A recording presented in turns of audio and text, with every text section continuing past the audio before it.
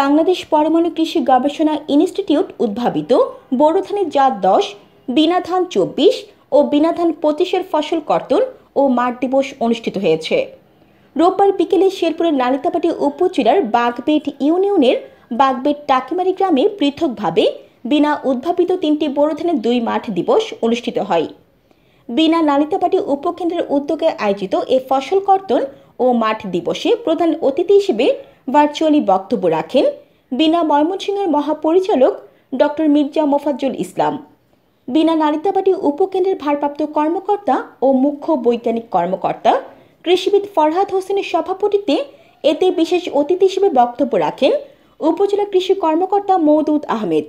এ সময় বিনা নালিতাবাড়ী উপকেন্দ্রের খামার ব্যবস্থাপক কৃষিবিদ শফিকুজ্জামান, কৃষক সাইফুল ইসলাম সহ কৃষি বিভাগের অন্যান্য ব্যক্তিবর্গ ও স্থানীয় কৃষক কৃষানীরা উপস্থিত ছিলেন।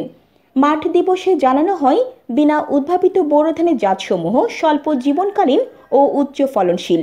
140 দিনে এ ধানের প্রতি একরে ফলন হয় 65 থেকে 70 মণ।